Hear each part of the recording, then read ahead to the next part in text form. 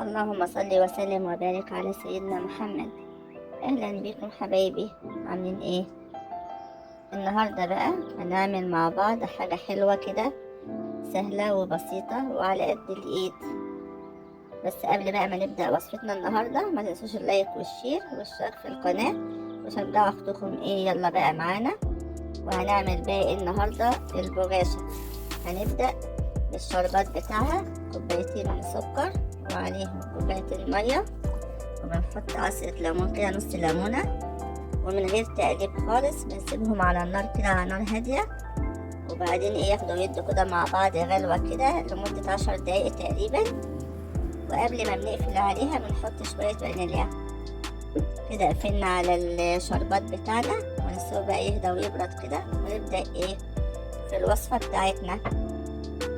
هنا بقى معانا ايه، حطينا فول سوداني مجروش، ومعاه كوباية سميد وكوباية سكر.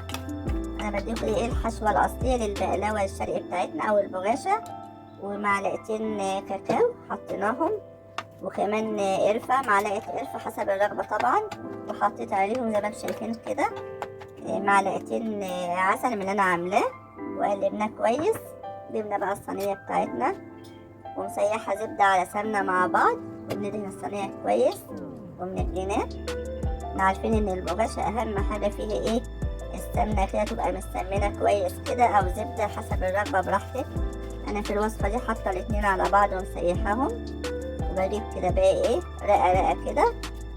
دي اول طبقة معانا، وهندهنها برضو لازم عشان تطلع معانا مورقة كده وحلوة كده وجميلة. ندلعها كده بشوية سمنة، كل رقة بندهنها ايه سمنة عشان تطلع مورقة معانا. حطينا كده طبقتين، وايه هنفضل كده كل واحدة كده بوحدتها فيها السمنة بتاعتها. هنحط تقريبا 4 طبقات. وبعدين انا مش هعمل الكمية كلها، انا معايا هنا لفة جلاش، مش هعمل الجلاش كله. نسيت اقول لكم على فكرة ان هي الجلاش نص كيلو، بس الصينية بتاعتنا جايباها صغيرة لان انا هعملهم ايه صينيتين.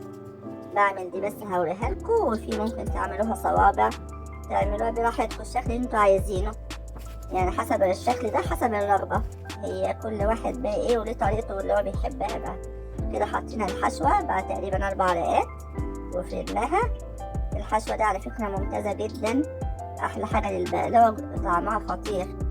وكده ايه شوية سمنة كده فيها في الحشوة، وعشان تديها كده تتمسك في بعضها وتبقى حلوة معانا.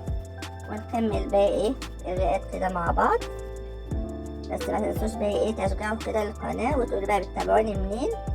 ويلا بقى اللايك بقى فين والشير، ما تتفرجوش عليا وخلاص، ما ينفعش كده حبايب قلبي. يعني شجعوا اختكم كده كده يا حبايبي، يعني شجعوا بعض. الوصفة دي على فكرة سهلة جدا وبسيطة، مش هتاخد منكم 10 دقايق. وبعدين كل سنة طيبين، هتنفع جدا في رمضان بقى بعد الفطار كده، مع شوية بقى شاي كده وانت قاعدة بعد الفطار، ولولادك تعمليها لهم ما تاخدش وقت خالص. وزي ما قلنا على قد الايد، وكل الحشو بتاعها ما تكلفش اي حاجة، وجميلة كده. شوفوا دهنت بقى وشها كده، الوش الرقتين اللي فوق زي ما انتوا خدتوا بالكم. قصيتها على قد الصينية علشان ايه ما ينفعش للتنة تبقى نازلة كده ايه، واضغط عليها كويس. لازم نضغط عليها كويس طبعا عشان ما تفكش، هي كده كده تطلع مورقة معانا عشان السمنة اللي فيها.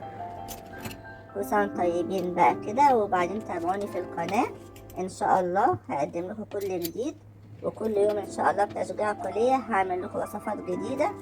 وزي ما قلنا رمضان جاي ان شاء الله، وهنقدم كل حاجة حلوة. ويا ريت تكتبوا لي في التعليقات اللي بتشوفوني تقولوا لي عايزين ايه وانا اعمله لكم.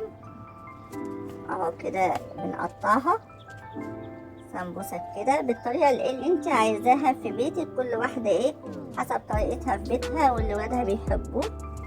انا بقطعها بالطريقة دي، وزي ما قلنا قبل كده بتعمل صوابع، بتعمل زي السمبوسة كده مثلثات، ممكن لوحدها منفردة مش متقطعة ولا حاجة.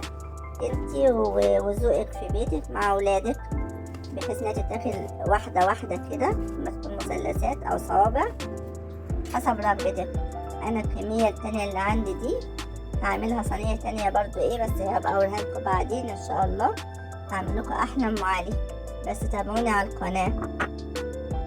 كده خلصنا الصينية بتاعتنا ورشينا عليها السمنة اللي باقية والزبدة، دهناها كويس. هندخلها الفرن، اهي طلعت من الفرن اهي وهي سخنة. طبعا رشينا عليها ايه العسل بتاعنا، شايفين الجمال واللون الذهبي، اخدت لون ذهبي جميل ومورقة خالص. هوريها لكم دلوقتي، جميلة جدا. الريحة بتاعتها بتاعت الحشوة كمان طالعة جميلة جدا، والقرفة مديها ريحة حلوة وطعم حلو. دي انا جربتها كتير للولاد بيحبوها جدا. شايفين الجمال والتوريقة.